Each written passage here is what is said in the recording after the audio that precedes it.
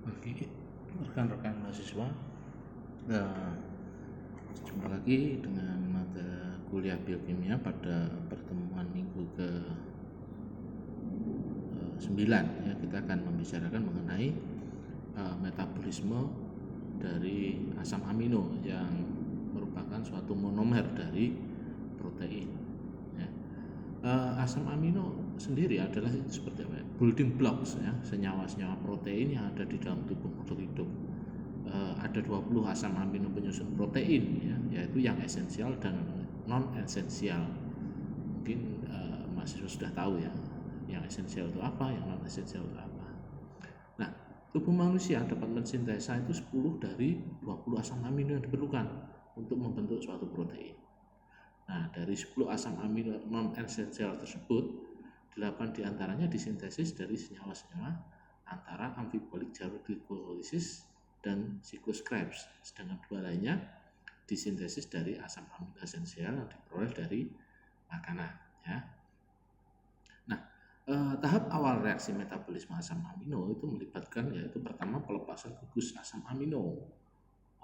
amino ya, kemudian baru perubahan kerangka karbon yang pada molekul asam amino.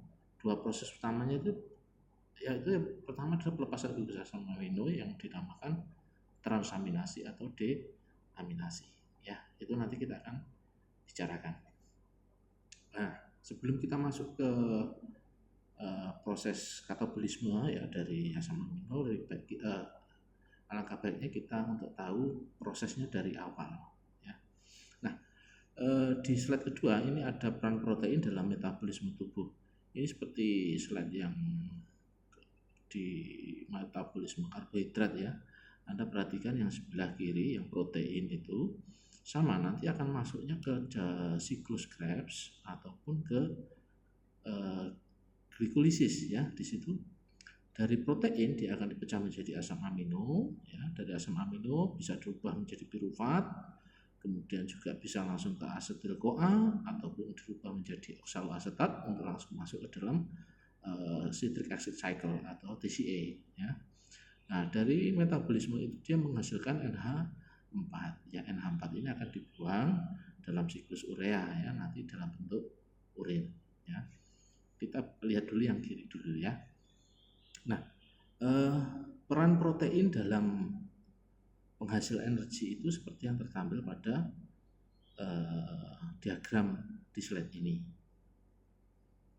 Nah, secara umum ya, protein di metabolisme Anda lihat yang sebelah kiri dulu saja ya. Dari protein makanan ya dirubah menjadi asam amino ya.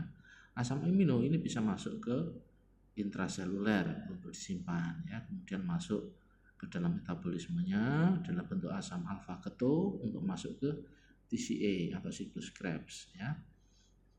Atau juga menghasilkan NH4 yang akan diekskresikan ya dalam bentuk biosintesis asam amino nukleotida. Nanti bentuknya masuk ke siklus urea. Nanti kita akan bahas di sini. Nah, di TCA itu akan menghasilkan CO2 dan H2O untuk respirasi ya. Kemudian bisa dirubah menjadi gluconeogenesis ya untuk menghasilkan glukosa. Nah, kita beralih ke yang kanan ya. Secara umum ya dari makanan itu ya saya ambil contohkan ikan ya. Dimakan kemudian dihancurkan di dalam mulut ya dengan air dan enzim untuk melarutkan makanan sehingga membentuk heme ya. Kemudian oleh heme tadi akan dipecah menjadi molekul-molekul protein ya. Kemudian molekul protein dipecah oleh enzim yang namanya pepsin dan enzim R-pepsin ya. Kemudian akan diserap di jonjot usus ya, usus halus ya, asam amino yang sudah terpecah itu. Nah, yang diserap ya langsung dapat diserap oleh jaringan untuk berbagai keperluan menurut fungsi protein tersebut.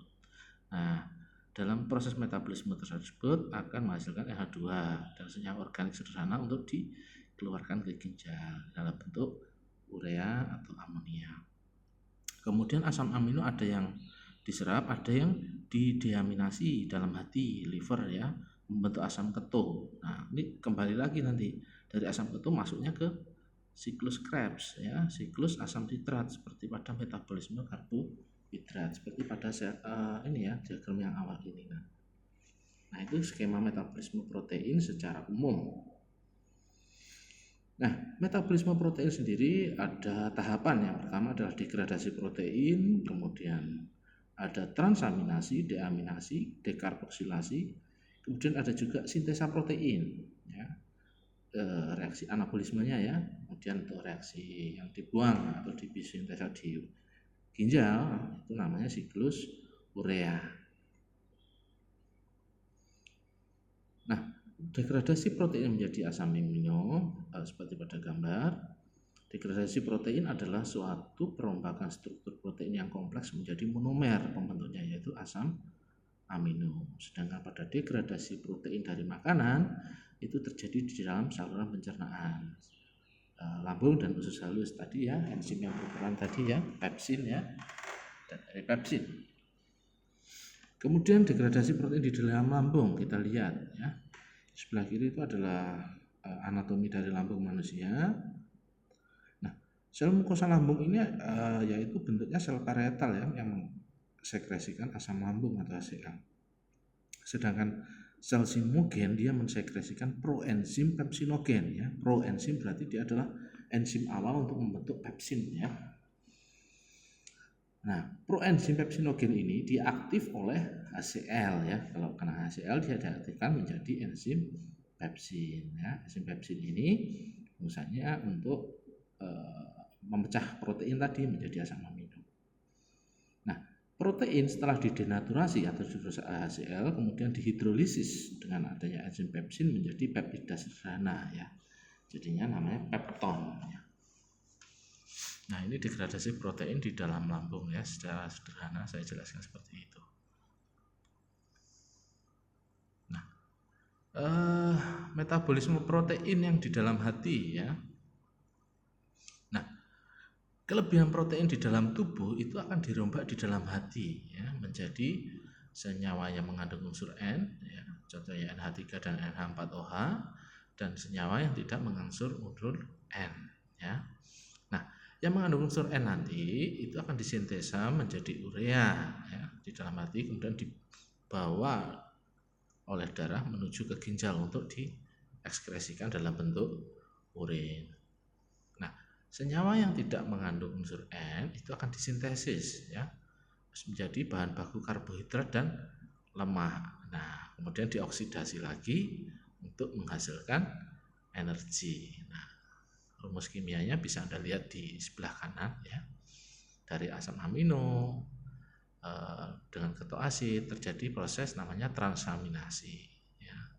Kemudian ada juga istilah oksidatif deaminasi. Nah, kita akan bahas berikutnya. Nah, proses dalam katabolisme protein itu ada 3 proses yang namanya proses dekarboksilasi ya. Yaitu proses memisahkan gugus karboksil dari asam amino sehingga terjadi ikatan baru yang merupakan zat antara yang masih mengandung N. Kemudian ada proses transaminasi yaitu pemindahan gugus asam amino dari suatu asam amino ke ikatan yang lain, biasanya bentuknya asam keton ya. Kemudian ada proses deaminasi ya, yaitu memisahkan gugus amino ya, NH2. Kalau amino berarti berkaitan dengan NH2 ya. Dari suatu asam amino biasanya diikuti produksi asam alfa keto yang bila dioksidasi sempurna menjadi CO2 dan H2O atau disintesa menjadi asetoasetat mengikuti metabolisme asam lemak. Nah, di bawah itu ada proses transaminasi dan deaminasi oksidatif ya. Deaminasi nanti ada 2 macam ya, oksidatif dan non oksidatif. Anda bisa lihat ya, dari asam amino ya berubah menjadi asam alfa ketoasid ya dengan adanya proses transaminasi, kemudian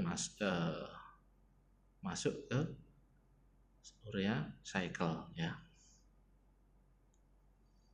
Nah, transaminasi sendiri ya definisinya adalah proses katabolisme asam amino yang melibatkan pemindahan gugus amino atau NH2 dari satu asam amino ke asam amino yang lain ya. Nah, transaminasi ini terjadi di dalam mitokondria maupun dalam cairan sitoplasma. Jadi prosesnya ini ada di dalam mitokondria sel ya, atau ataupun cairan sitoplasma. Nah, transaminasi sendiri ya, pemindahan gugus asam amino ke asam amino yang lain ya, melibatkan dua enzim penting yang di sini namanya enzim alanin transaminase dan glutamat transaminase yang bekerja sebagai katalisator. Nah, prosesnya seperti pada gambar ya, yang sebelah kanan itu adalah asam amino dengan asam pirufat.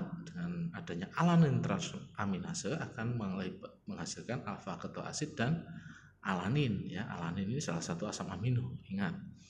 Kemudian asam amino yang berikutnya dengan menggunakan katalisator glutamat transaminase, yaitu dengan alfa ketoglutarat menghasilkan sama ya, alfa ketoasid dan glutamat. Nah, bedanya di glutamat ini masih ada amino tadi ya, gugus amin itu NH3 ya, kemudian dieliminasi.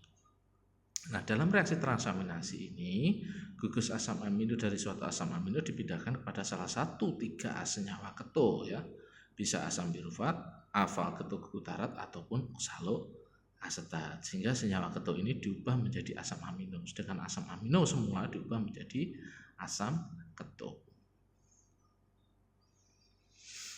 Nah, apabila alanin transaminase terdapat dalam jumlah banyak, maka alanin yang dihasilkan tadi ya dari reaksi transaminase akan dirubah menjadi asam glutamat ya.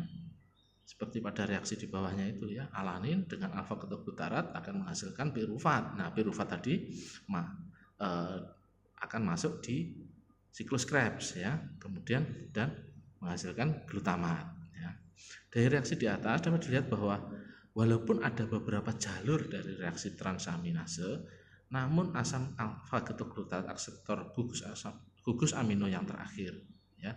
Jadi hasil reaksi transaminase keseluruhan itu adalah asam glutamat, walaupun ada 2 jalur tadi ya yang menghasilkan alanin, kemudian alanin tadi diproses menjadi glutamat ya, hasil akhirnya adalah asam glutamat.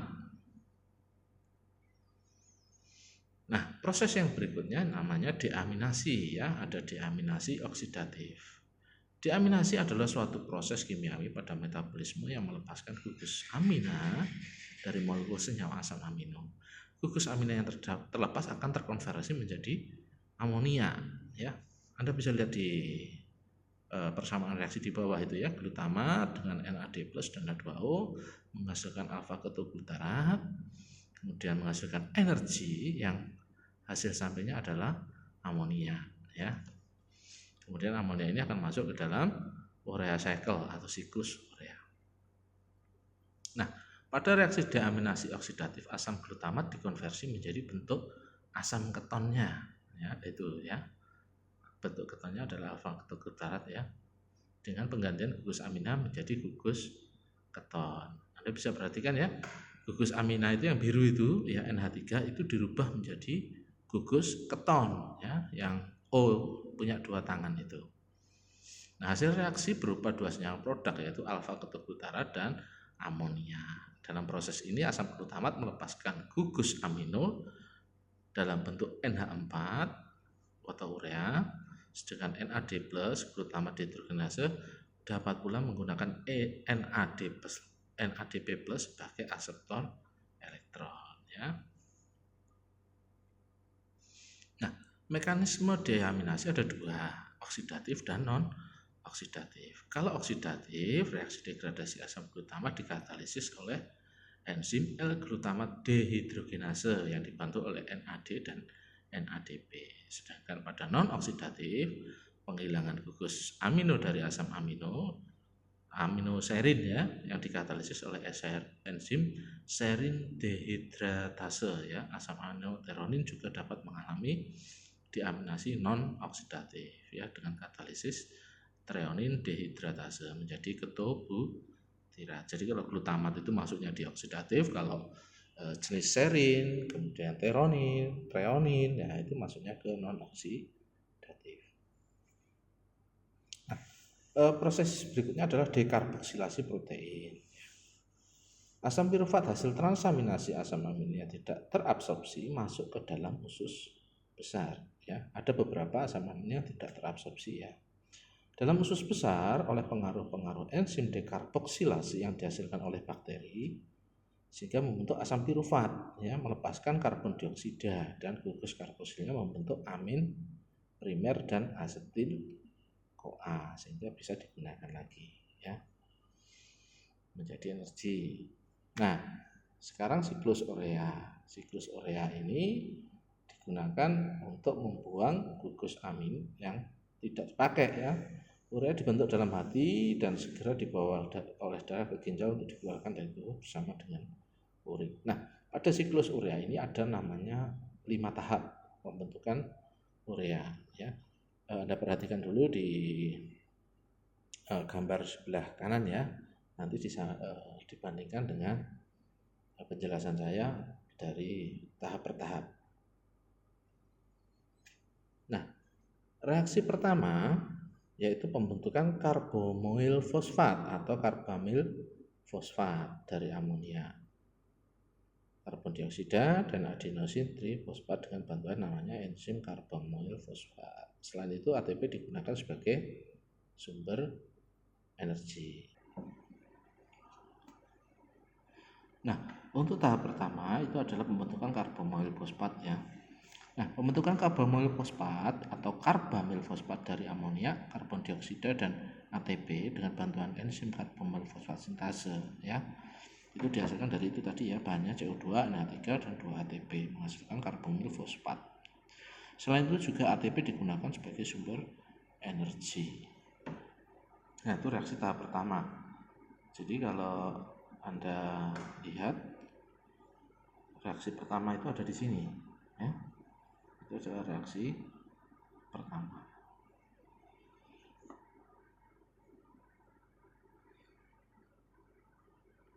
Nah, kita masuk ke tahap kedua. Dalam reaksi tahap kedua, karbamil fosfat bereaksi dengan arnitin membentuk sitrulin ya. Enzim yang berperan di sini adalah ornitin transkarbamilase ya. Reaksinya seperti itu.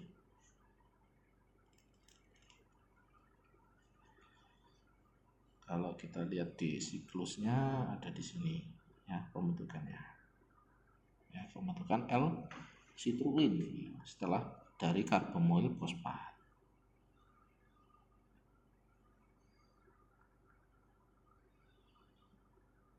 Dengan bantuan ornitin transkarbamilase. Nah, berikutnya yang ketiga yaitu pembentukan argon suksinat dari sitrulin ya, dari sitrulin yang sudah terbentuk di tahapan kedua tadi dirubah menjadi argon suksinat ya dengan tambahan asam aspartat ya. Reaksi pembentukan ini dapat terjadi karena adanya bantuan dari enzim namanya arginino suksinat sintatase. Sedangkan energinya diperoleh dari ATP ya. Kemudian tahap keempat terjadi pembelahan arginin suksinat menjadi arginin dan asam fumarat. Enzim yang berperan atau mengkatalisis namanya argino suksinase. Nah, sedang pada tahap kelima atau tahap terakhir yaitu reaksi pembelahan hidrolitik arginin menjadi ornitin dan urea. Pengaruh dengan enzim arginase. Reaksi ini mencemurnakan siklus urea dan membentuk kembali ornitin atau substrat untuk reaksi tahap kedua. Jadi berputar hampir seperti siklus Krebs ya. Kita kembali dulu ke gambar. Nah,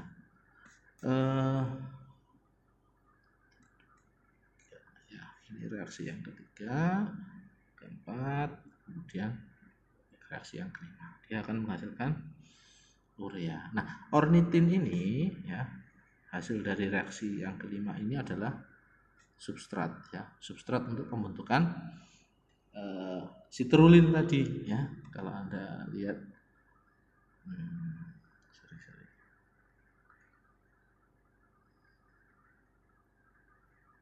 Nah, untuk menghasilkan sitrulin kan dibutuhkan ornitin. Nah, ornitin ini adalah hasil dari reaksi yang kelima tadi sehingga membentuk siklus namanya siklus urea. Nah, secara umum skema siklus urea seperti pada gambar ya, Anda bisa lihat sendiri.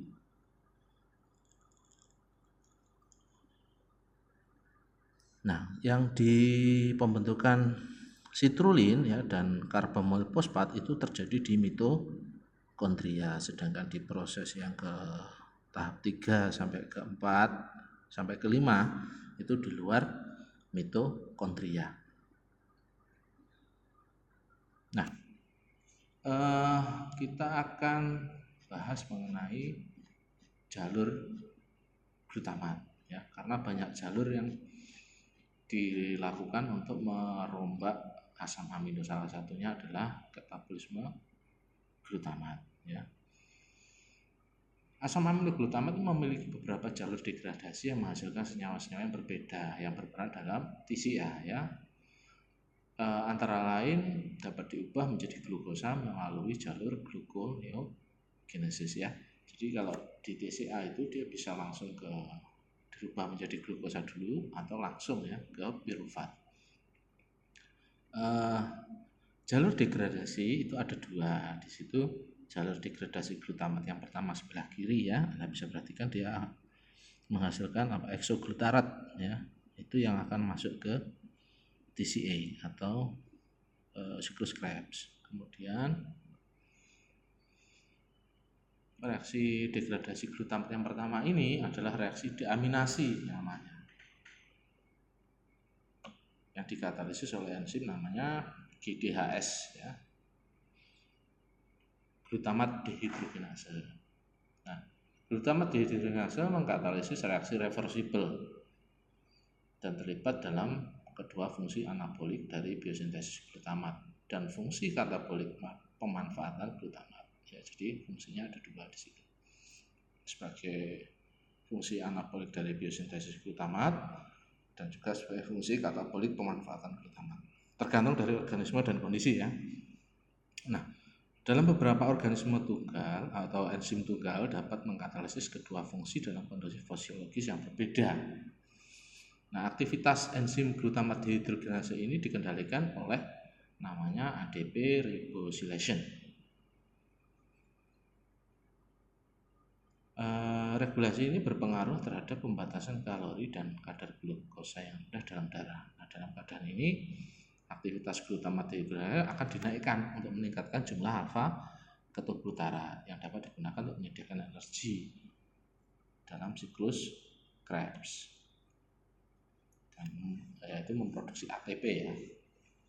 Nah, peningkatan enzim glutamat dehidrogenase dalam darah akan menyebabkan kerusakan pada sel saraf. Nah, kita akan bicarakan reaksi degradasi yang kedua, yaitu reaksi transaminase ya.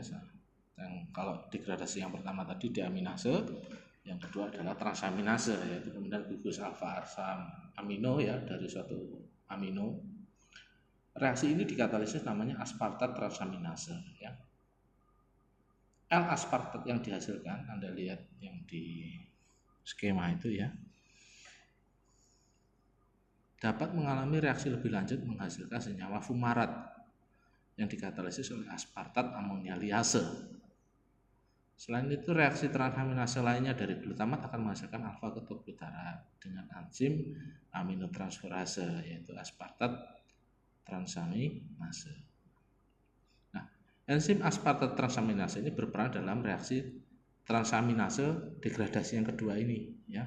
Ini sering ditemukan di hati, jantung, otot, ginjal, dan otak.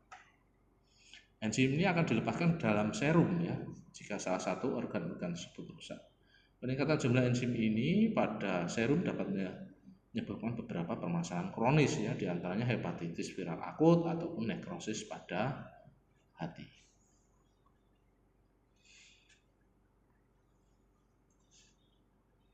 Nah, ini agak panjang nih katabolisme leusin ya, nanti Anda pelajari sendiri.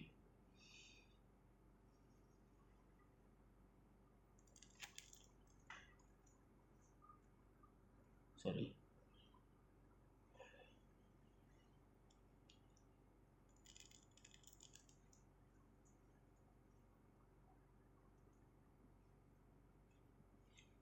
Nah, penjelasannya gini, asam amino leusin juga memiliki banyak jalur degradasi ya. Dari diagram sudah terlihat. Salah satunya adalah gambar itu ya. Katabolisme ini berlangsung di otot dan menghasilkan NADH dan FADH2 yang dapat diubah menjadi ATP atau energi. Tahapan pertama adalah proses transaminasi menggunakan BCAA aminotransferase dengan alfa ketoglutarat sebagai reseptor. Nah, proses tadi ya BCCA sama alfa ketoglutarat itu akan menghasilkan namanya alfa ketoisokaproat ya 4-metil 2-oksopentanoat yang kemudian dioksidasi menjadi alfa ketoasid dehidrogenase atau BCKD menghasilkan isovaleryl CoA. Nah, selanjutnya terjadi dehidrogenasi atau penghilangan gugus hidrogen yang menghasilkan beta metil krotonil CoA oleh isovaleryl CoA dehidrogenase ya. Jadi isovaleryl CoA itu akan dirubah menjadi beta metil krotonil CoA oleh isovaleryl CoA dehidrogenase ya. Nah, beta metil krotonil CoA yang dikarboksilasi oleh biotin mengandung enzim yang disebut metil krotonil CoA karboksilase untuk membentuk beta metil glutakonil CoA ya. Jadi prosesnya seperti itu. Selanjutnya terjadi hidratasi oleh beta metil glutakonil CoA ya. Hidratase itu untuk membentuk beta hidroksi beta metil glutakonil CoA ya. Wah, ini banyak sekali prosesnya ya. Senyawa ini diubah menjadi asetil CoA dan asetoasetil CoA menggunakan enzim namanya HMG CoA liase. Kegagalan metabolisme BCAA ya. Tadi ya, yang BCCA tahu ya. Menyebabkan defect atau efek balik ya, defect pada BCKD ya, alfa ketoasid dehidrogenase tadi. Hal ini menyebabkan alfa keto terakumulasi dan disekresi melalui urin. Ya.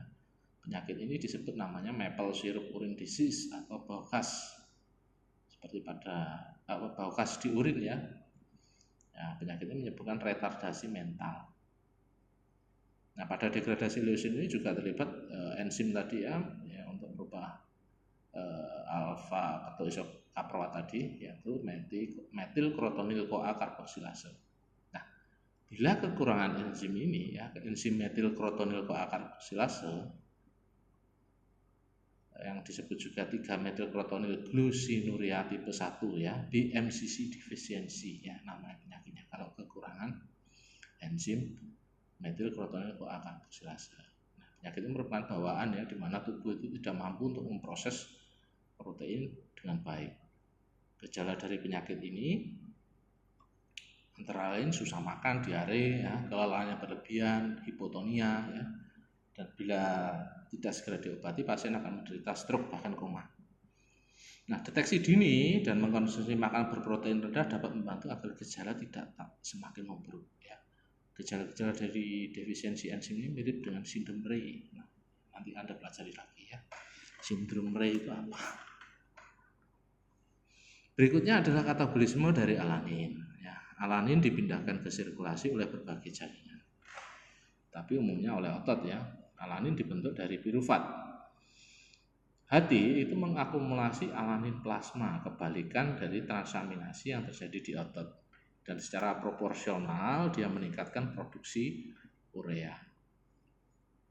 Nah, alanin dipindahkan dari otot ke hati bersamaan dengan transportasi glukosa dari hati kembali ke otot. Nah, ini proses ini dinamakan siklus glukosa alanin ya.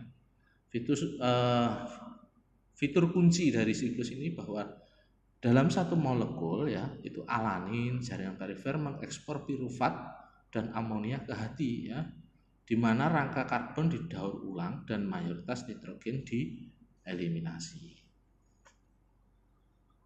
Nah, itu ada dua ya, di liver maupun di otot. Nah, ada dua jalur utama untuk memproduksi alanin di otot ya. Anda bisa lihat di sebelah kanan itu, yaitu jalur secara langsung melalui degradasi protein ataupun melalui transaminasi pirufat ya, dengan bantuan alanin transaminase ya, ALT ya. Juga dikenal sebagai serum glutamat pirufat transaminase atau SGPT ya. Glutamat dan pirufat akan menghasilkan alfa ketoglutarat dan alanin. Itu penjelasan mengenai katabolisme alanin. kemudian ada katabolisme sistein ya. Nah, sulfur untuk sintesis sistein berasal dari metionin ya, gugus metionin.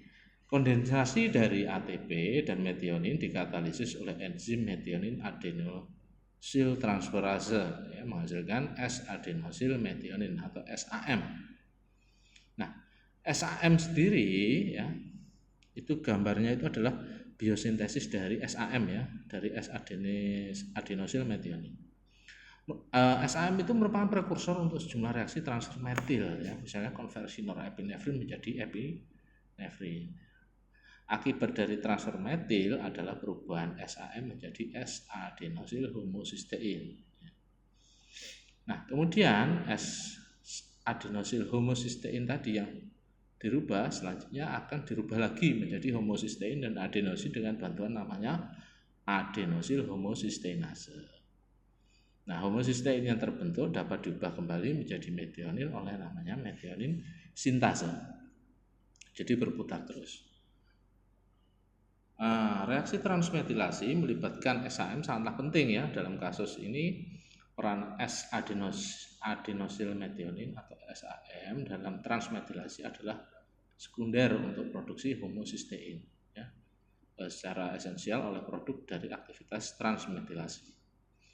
Dalam produksi SAM, semua fosfat dari ATP hilang, satu sebagai PI, dua sebagai PPI.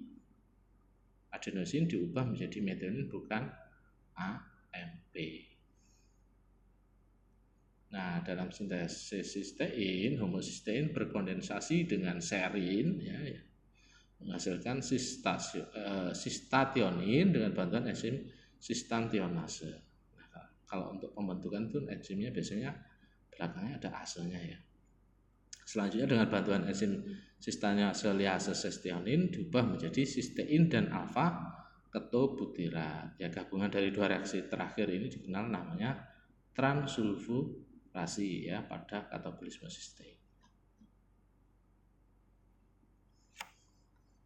Nah, ini peran metionin dalam sintesa sistein tadi yang saya jelaskan ya. Kemudian katabolisme tirosin ya. Tirosin diproduksi di dalam sel dengan hidroksilasi fenilalanin ya, salah satu asam amino. Nah, setengah dari fenilalanin dibutuhkan untuk memproduksi namanya tirosin. Jika diet kita kaya tirosin atau makan kita banyak tirosinnya, hal ini akan mengurangi kebutuhan fenilalanin sampai 50%. Nah, fenilalanin hidroksilase adalah campuran fungsi oksigenase, yaitu satu atom oksigen digabungkan ke air dan lainnya ke gugus hidroksil dari tirosin. Reduktan yang dihasilkan adalah tetrahidrofolat kofaktor tetrahidrobiopterin yang dipertahankan dalam status reduksi ya oleh NADH dependent enzim dehydropteridine reduktase atau disingkat DHPR. Itu ya reaksi yang bawah itu ya. Nah, itu penjelasan sedikit mengenai metabolisme dari asam amino. Bila ada pertanyaan silakan masukkan di forum. Kemudian untuk pertemuan berikutnya Anda pelajari mengenai lipid ya. Pertemuan berikutnya kita akan bicarakan mengenai lemak. Setelah kita bicara karbohidrat, protein, berikutnya adalah lemak dan metabolismenya seperti apa. Terima kasih untuk atensi dari para mahasiswa. Semoga materi kali ini bermanfaat untuk kalian semua. Terima kasih. Wassalamualaikum warahmatullahi wabarakatuh.